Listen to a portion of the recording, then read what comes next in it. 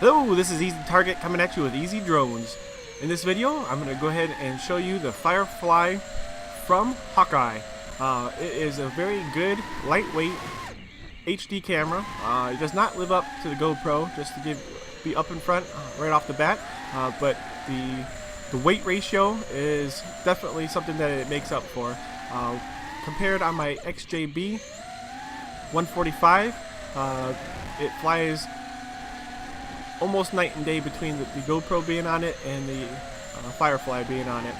As you can see on screen, this is my XJB-145 with the GoPro and the GoPro 3D printed mount. Next, I'll have the GoPro mount with the Firefly mount side by side, and you can see that it's half the size or even less than half the size, and then it's more than half the weight of the GoPro itself. I don't have the specific numbers for you, but it is very, very light. For the most part, I am very happy with the record quality from the Firefly itself. It is pretty good, just not as crisp as a GoPro. Alright, I do also want to give a warning. If you're going to use the mounts provided by the Firefly, be very, very careful while flying.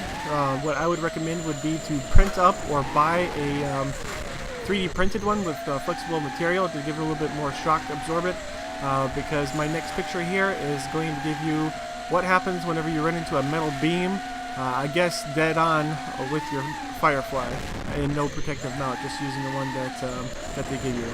And here we go. Boom! Here it is, and it just completely shattered whenever it hit the metal beam, of course. But I've crashed the GoPro mount with the 3D printed enclosure, and it was just fine. So print off a 3D printed mount for your Firefly and you should be good to go. Maybe my crash was just a really, really hard crash, but besides the shattering, it was really, really good up until this point. The camera does still work, it just doesn't have a housing for it, and the button actually doesn't really work to turn it on. So I'm still working around that, trying to get it back up and running. This is not a flaw in the system, this is me crashing it. It is a flaw in the mount itself, as if that mount's meant for flying on the FPV quad. I think it should be a little bit more flexible than the hard plastic that it is made of. But other than that, for this review, I do like the camera. It's just not as good as a GoPro, and I would highly recommend one, just if you have to print up a better mount for it if you're going to use it for quads. Thank you very much for watching. This is Easy Target with Easy Drones, and I am out. Thank you. Please don't forget to subscribe. See you on the next one.